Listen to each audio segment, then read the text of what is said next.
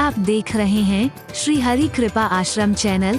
संस्थापक स्वामी श्री हरि चैतन्य पुरी जी महाराज।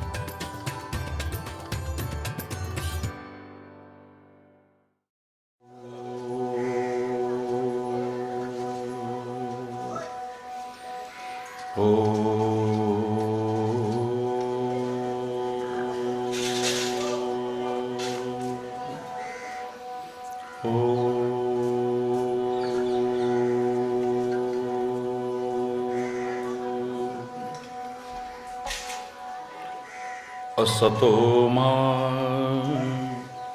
सद्गमय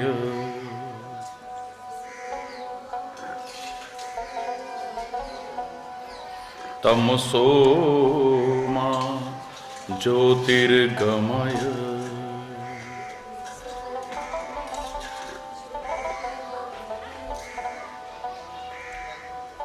मृत्योर्मा अमृतं गमय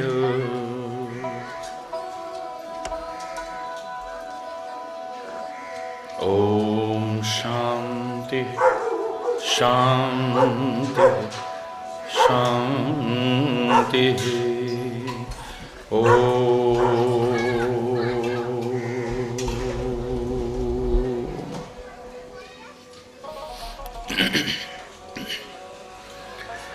ईश्वर तुम ही कृपा करो, ईश्वर तुम ही कृपा करो, तुम बिन हमारा कौन है, तुम बिन हमारा कौन है। ईश्वर तुम ही कृपा करो, ईश्वर तुम ही कृपा करो, तुम बिन हमारा कौन है, तुम बिन हमारा कौन है। दुर्बलता दीनता हरो, दुर्बलता दीनता हरो, तुम बिन हमारा कौन है, तुम बिन हमारा कौन है।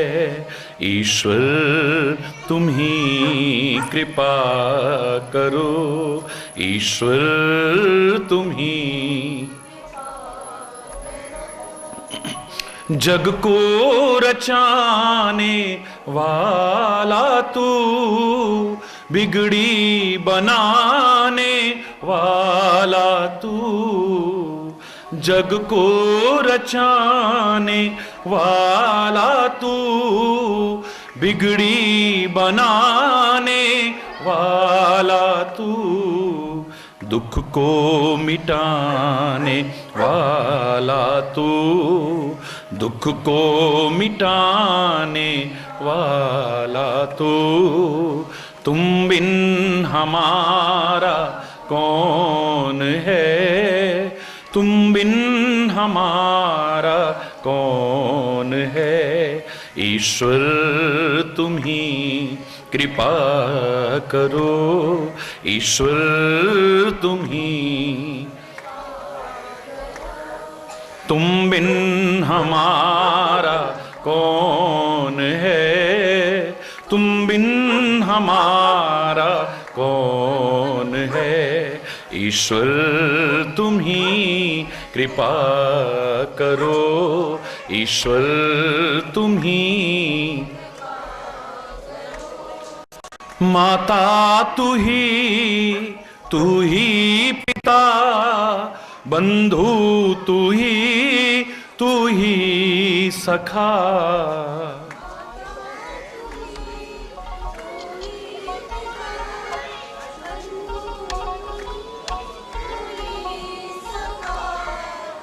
माता तू ही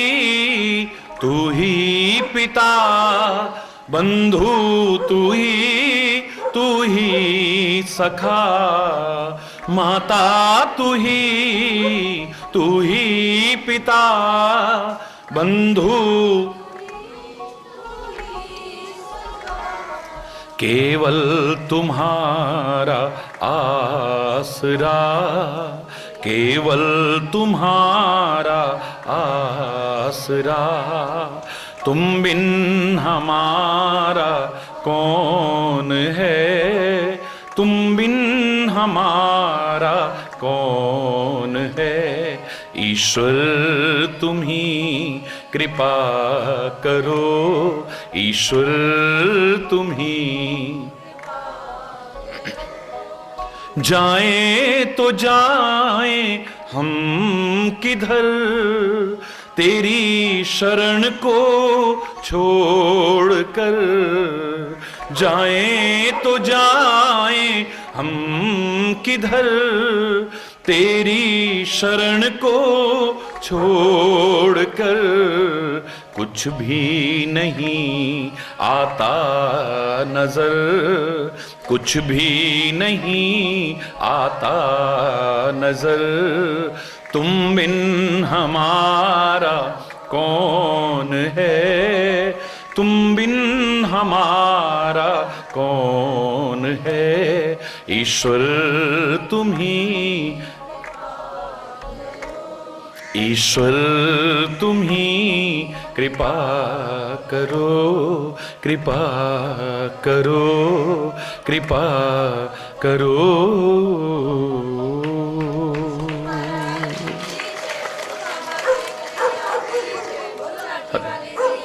हरि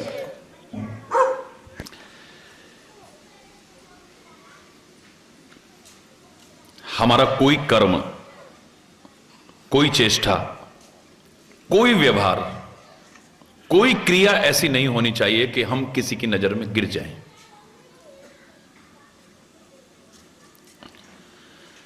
हमसे कोई कर्म ऐसा ना हो जाए, कोई क्रिया ऐसी ना हो जाए, कोई चेष्टा ऐसी ना हो जाए, कोई व्यवहार ऐसा ना हो जाए जिससे कि हम दुनिया की नजरों में भी गिर जाएं।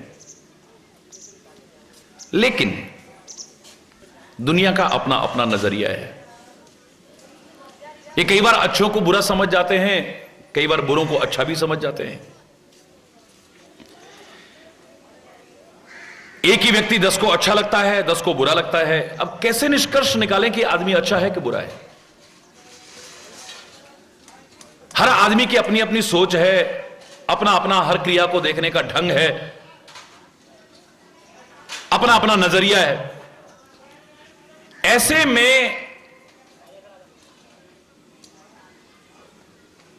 मैं इतना कह सकता हूं कि एक बार दुनिया की नजर से गिरा हुआ आदमी फिर भी जीवन में संभल सकता है, लेकिन जो अपनी आत्मा या परमात्मा की नजर में गिर गया वो कभी जीवन में संभल नहीं पाएगा। पहले तो हमसे कोई क्रिया ऐसी ना हो, कोई चेष्टा ऐसी ना हो, कोई व्यवहार ऐसा ना हो जाए, कोई कर्म ऐसा ना हो जाए कि दुनिया की नजरों से भी गिरे। हरि बोल।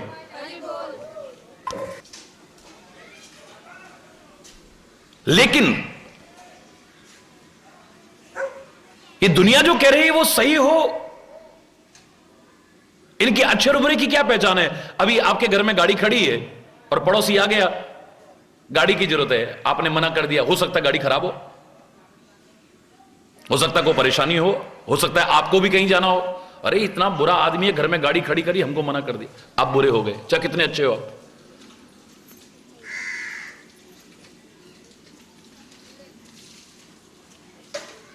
एक गिलास दूध दे दे, अभी हमारे घर में दूध खत्म हो गया, मेहमान आ गए हैं, हो सकता है उसके घर में भी ना हो।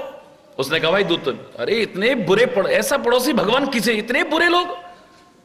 एक गिलास दूध की जरूरत पड़ी और मना कर दिया हमको।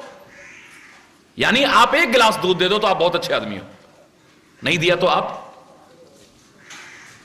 ये क्या परिभाषा हुई अच्छे और बुरे की भाई? ये दुनिया अपने अपने तरीके से आपकी हर क्रिया को, आपकी हर घटना को, आपके हर व्यवहार को देखने की कोशिश करती है। इसका अपना नजरिया है। कई बार ये अच्छों को बुरा कह देती है और बुरों को अच्छा कह देती है।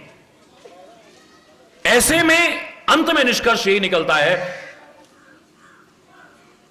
कि हमसे कोई क्रिया ऐसी ना हो जाए, कोई व्यवहार ऐसा ना हो जाए, कोई कर्म या चेष्टा ऐसी ना हो जाए कि हम अपनी आत्मा या परमात्मा की नजरों में गिर जाए।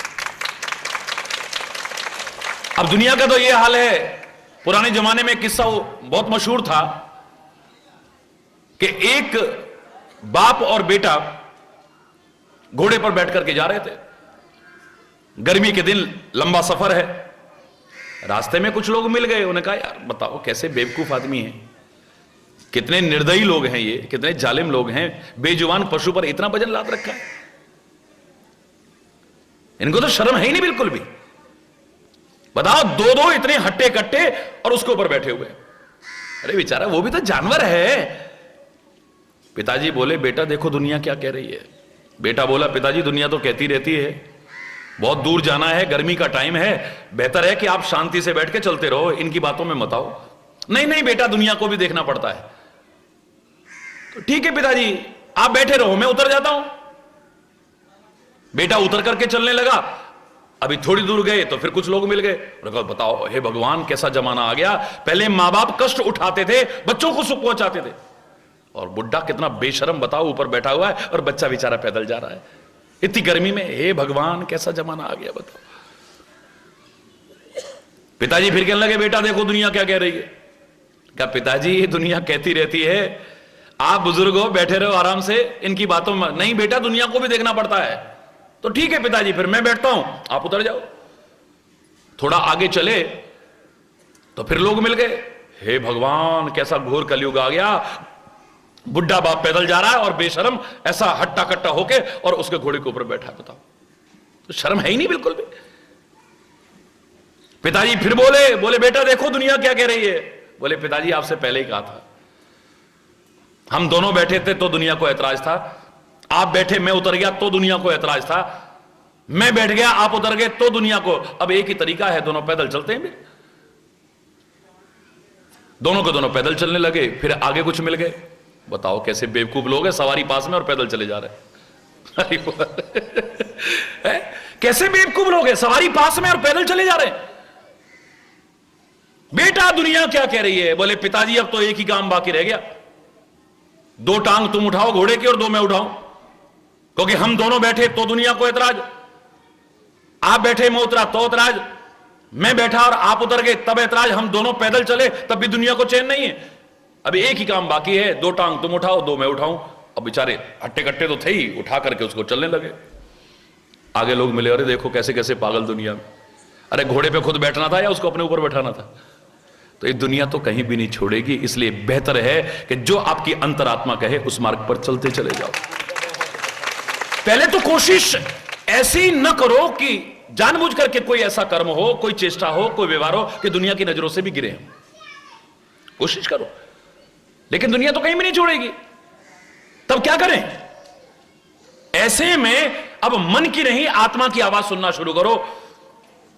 ये आत्मा जो तुम्हें मार्गदर्शन दे, सच्चा महात्मा जो मार्गदर्शन दे, या परमात्मा ने वेदों के रूप में, ग्रंथों के रूप में जो हमें मार्गदर्शन दिया है, बस उस पर चलते रहो, अपने जीवन को आगे बढ़ाओ। बस कभी भी कुछ ऐसा ना हो जाए कि दुनिया तो क्या, अपनी आत्मा जब हम शांत होकर के बैठे तो हमें धिक्कारने लग जाए।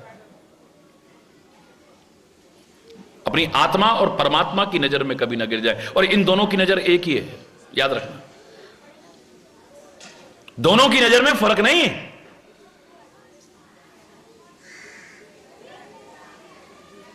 एक बहुत पुराना उदाहरण याद आता है। भगवान श्री राम सारे वानरों से कहने लगे, अरे वानरों, क्या चमत्कार दिखाया है तुमने, क्या सुंदर पुल बना दिया है। एक अद्भुत चमत्कार, पानी के ऊपर पत्थर तैर रहे हैं। वानर बोले, प्रभु ये आपकी कृपा है, आपकी महिमा है, हम कौन होते हैं। प्रभु बोले, नहीं नहीं नहीं नहीं, ये सब तुम्हारी महिमा है। वानर बड़ी दूर दूर से पहाड़ और चट्टान लाते हैं, नल और नील इन्हें छूते हैं, हनुमान उन पर, और सारे के सारे जब प्रयास कर रहे हो, तुम्हारे प्रयास का फल है, ये तुम्हारी मेहनत का फल है, ये तुम्हारा अद्भुत चमत्कार है। वो कहते हैं आपकी कृपा, वो कहते हैं आपकी कृपा। हरि बोल।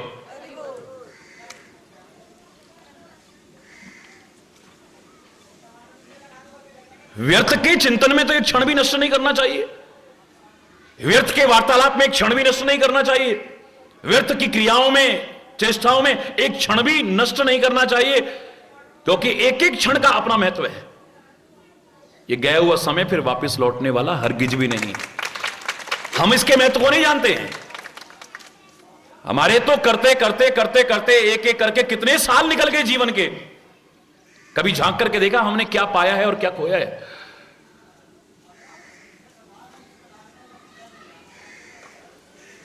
इतने अनमोल समय को हम यूं ही नष्ट करते चले जाते हैं, लेकिन जो समय की कदर जानते हैं वो एक क्षण भी नष्ट नहीं करते हैं। भगवान श्री राम बोले ये बहस में तो बेकार में समय नष्ट होगा, और अंतरहित बहस है। तुम कहोगे मेरी कृपा है, मैं कहूंगा तुम्हारी कृपा है। ऐसा करते हैं, परीक्षा करके देखते हैं। हाँ प्रभु करके देख लीजिए। भगवान बोले कि मैं एक छोटा सा कंकड़ उठाता हूं, मैं इसे फेंकता हूं सागर में। अगर मेरा फेंका छोटा सा कंकड़ भी तैर गया तो मैं समझ लूंगा कि मेरी महिमा है, मेरी शक्ति है, मेरा चमत्कार है। भाई तुम्हारे फेंके बड़े बड़े पहाड़ और चट्टान तैर रहे हैं, तो क्या मेरा एक छोटा सा कंकड़ भी नहीं तैरेगा अगर मेरे अंदर शक्ति होगी तो? सारे वानर बोले हां प्रभु करके देख लो।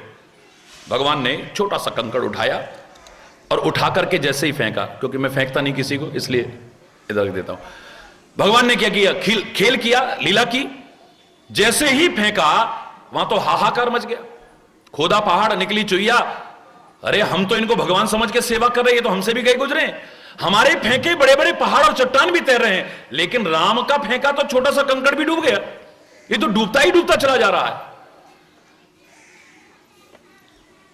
हनुमान एक ऊंची शिला पर खड़े हुए और खड़े होकर के कहने लगे, अरे वानरों, क्यों अपनी बुद्धि को भ्रमित करते हो? क्यों अपने दिमाग को खराब करते हो? क्यों अपनी श्रद्धा को और आस्था को खत्म करते हो? क्यों अपने विश्वास को तोड़ते हो? लो, अपनी आंखों से देख लिया, इनमें कोई शक्ति नहीं है, कोई चमत्कार नहीं है। हमारे फेंके बड़े बड़े पहाड़ और चट्टान भी तैर रहे, इनका तो कंकड़ भी डूब गया। हनुमान कहने लगा कि तुम्हारे फेंके बड़े बड़े पहाड़ और चट्टान भी क्यों तैरे और श्री राम का फेंका एक छोटा सा कंकड़ भी क्यों डूबा? इसका कारण तो कुछ और है, मैं बताता हूं। बताओ क्या कारण हो सकता है? बोले एक बार तुम दुनिया वाले जिसे फेंक दोगे ना, एक बार तुम दुनिया वाले जिसे ठुकरा दोगे, छोड़ दोगे ना, वो तो भवसागर में उबर के ऊपर आ जाएगा। लेकिन जिसे प्रभु ही फेंक देंगे, प्रभु ही छोड़ देंगे, प्रभु ही ठुकरा देंगे, वो कभी उबर करके ऊपर नहीं आ सकता है। जिसे परमात्मा, जो आत्मा की नजर में गिर गया, जो परमात्मा की नजर में गिर गया, वो कभी जीवन में फिर, आप लोग भजन भी बोलते हो, हर जगह पर मेरे को सुनने को मिला है कि नजरों से गिराना ना, चाहे जितनी सजा देना, नजरों से गिराना ना, चाहे जितनी सजा देना, नजरों से जो गिर जाए, दुनिया की नहीं, तेरी नजरों से जो गिर जाए, वो मुश्किल ही संभल पाए। नजरों से जो गिर जाए, मुश्किल ही संभल पाए। मोहन तेरे चरणों की गर धूल ही मिल जाए, सच कहती हूं मेरी तकदीर संवर जाए। कभी भी तेरी नजरों से न गिर जाएं, अपनी आत्मा या ए परमात्मा तेरी नजर से न गिर जाएं, बस इतनी कृपा हमारे ऊपर बनाए रखना।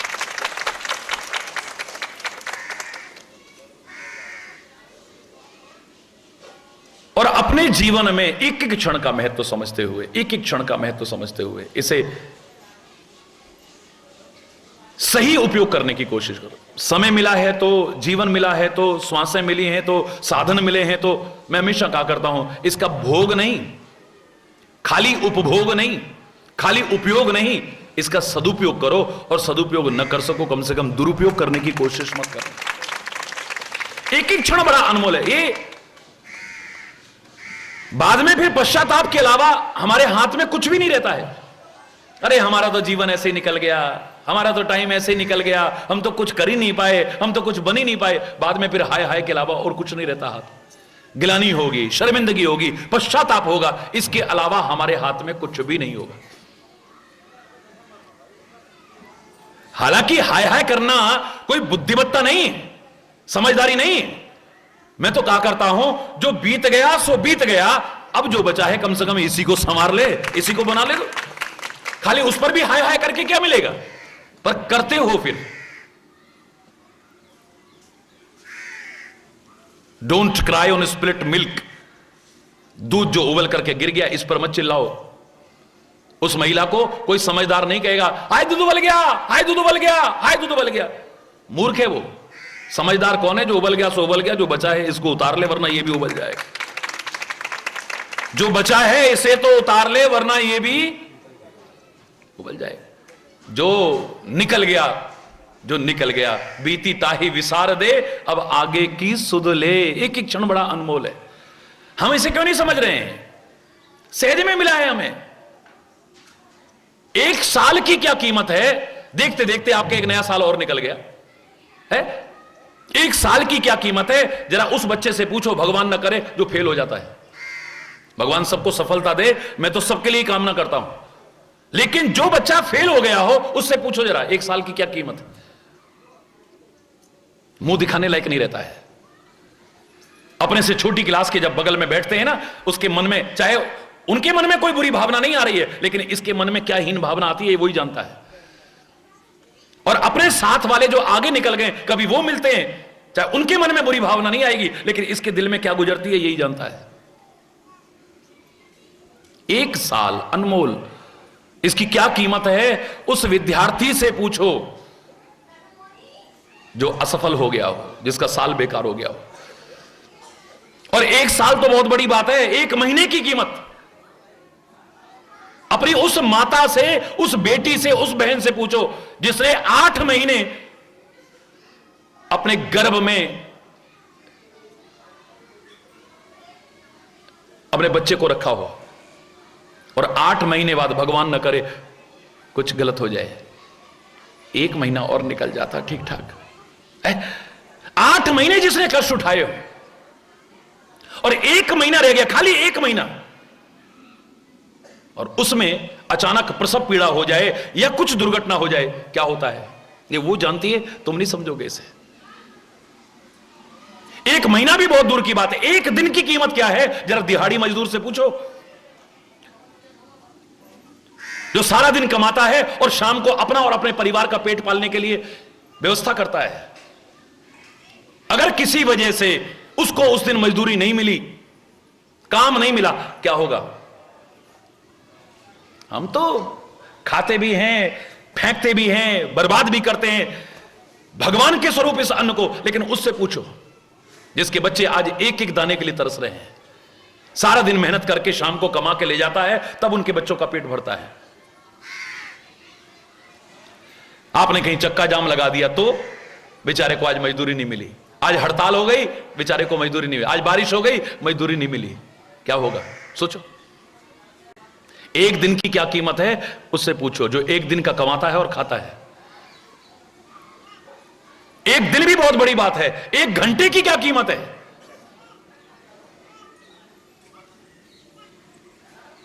सारी दुनिया को जीता था सिकंदर ने, और मालूम है उसने मरते समय क्या कहा था? कोई 1 घंटा समय मेरे को और दिलवा देना, जितना सारा दुनिया को जीता है ना मैं सारा उसको लौटा दूंगा, सारी दुनिया उसके चरणों में डाल दूंगा, 1 घंटा दिलवा दे बस मेरे को, 1 घंटा चाहिए मेरे को। 1 घंटा तो बहुत दूर की बात है, 1 मिनट की क्या कीमत है कभी उससे पूछो जो बेचारा परीक्षा देने जा रहा है, इंटरव्यू देने जा रहा है या किसी महत्वपूर्ण काम के लिए जा रहा है और देखते देखते उसके आगे से ट्रेन निकल गई। 1 मिनट का फर्क पड़ा, 1 मिनट का फर्क पड़ा है, 1 मिनट का। कितना दर्द होगा दिल में, कितना दुख होगा, कितना कष्ट होगा, कितनी पीड़ा होगी, ये वो समझ सकता है, आप नहीं समझोगे। 1 मिनट पहले देखते देखते आगे से ट्रेन निकल गई, देखते देखते बस छूट गई, अरे अब क्या होगा, जाना बहुत जरूरी था। वो 1 मिनट कितनी बड़ी खुशी भी दे सकता है और कितना बड़ा गम भी दे सकता है। दुख तो दे गया और खुशी कितनी दे सकता है, भगवान न करे कहीं उसकी दुर्घटना हो जाए। हाँ अच्छा हुआ यार छूट गई, हम नहीं बैठे उसमें। हरि बोल, जोर से बोलो ना, है अच्छा हुआ हम नहीं बैठे, अब कितना खुश है। 1 मिनट की क्या कीमत है उससे पूछो, जो 1 मिनट पीछे अभी इधर था और एक गाड़ी उसके देखते देखते ओवरटेक की और भिड़ गई आपस में, सामने सामने सामने सामने दुर्घटना हो गई। अच्छा हुआ 1 मिनट जल्दी मैंने नहीं करी। अरे बोलना, 1 मिनट की क्या कीमत है, 1 मिनट की। 1 मिनट पहले अमेरिका में जो बिल्डिंग गिरी थी है, जहाज मार करके जो गिराई थी, कितने लोग उसमें मरे। उनसे पूछो जो 1 मिनट पहले बाहर निकले थे और बाहर खड़े उसकी फोटो खींच रहे थे, उनसे पूछो, उनके संस्मरण कभी सुनो। वो 1 मिनट उनको जो जीवन दे गया, उस 1 मिनट की क्या कीमत है, उनसे पूछो। और 1 मिनट पहले ही जो बिल्डिंग में घुसे थे, जिनकी जिंदगी तबाह हो गई, उनसे पूछो 1 मिनट की क्या कीमत होती है। 1 मिनट पहले अंदर न घुसे होते तो बच जाते दुर्घटना से, और 1 मिनट पहले न निकले होते तो मर जाते हैं। 1 मिनट की क्या कीमत है। और 1 मिनट भी बहुत दूर की बात है, 1 सेकंड की कीमत जानते हो। ओलंपिक्स में खेल हो रहे हों और दौड़ने वाले बच्चे हर देश के अपनी अपनी सामर्थ्य से दौड़ रहे हैं, 2 देश के व्यक्ति, 2 देश के धावक आगे आगे निकल गए और देखते देखते दोनों के दोनों में उम्मीद लगाए बैठे हैं कि अब तो गोल्ड मेडल हमको मिलेगा। बस 1 सेकंड का फर्क पड़ा, बॉर्डर लाइन पे पहुंचते पहुंचते उसका पैर पहले आगे चला गया, उसका पीछे रह गया। सिल्वर मेडल मिलेगा जरूर, लेकिन हाथ से जो गोल्ड मेडल 1 सेकंड में निकला, 1 सेकंड में, सारे देश को, सारे देशवासियों को और उस धावक को कैसा लगेगा सोचो जरा। देखते देखते इसके हाथ से गोल्ड मेडल छूट गया। 1-1 सेकंड, 1-1 क्षण बहुत कीमती है। इसको व्यर्थ में नष्ट न करके इसका सदुपयोग करने की कोशिश करो। देखते देखते देखते जो टाइम निकल जाएगा, ये वापस लौट करके आने वाला नहीं है। जो हो चुका है बर्बाद। मैं हमेशा कहता हूं, learn from past, think for future, but live in present. भूतकाल से प्रेरणा लो, हो चुकी गलतियों को सुधारो, भविष्य के लिए योजना चाहे बनाओ, लेकिन वर्तमान में जीना सीख लो। वर्तमान के 1-1 क्षण को सुधारते चले जाओ। जो बचा है इसी को सुधार लो, इतने में भी तुम्हारा जीवन संवर सकता है। और परमात्मा ऐसी कृपा करें, हमें समय की महत्ता समझ में आए और 1-1 क्षण का हम सदुपयोग करने की कोशिश करें, हमारा जीवन सफल हो। यही कामना करते हुए आपके प्यार के कारण इतने व्यस्त कार्यक्रम में से भी बीच में से निकल करके आया हूं। आगे भी कार्यक्रम है, समय अभाव के कारण यहीं पर अगर कोई गलत शब्द निकला हो उसके लिए क्षमा चाहता हूं, अपनी वाणी को विराम दूंगा। एक बार जोर से बोलेंगे, धर्म की, अधर्म का, प्राणियों में विश्व का, गौ माता की, भारत माता की, गंगा माता की, संत समाज की, भारत की देवियों की, भक्त समाज की।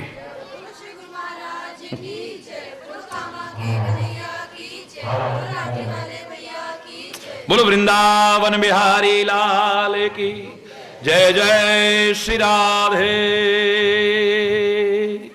श्याम राम।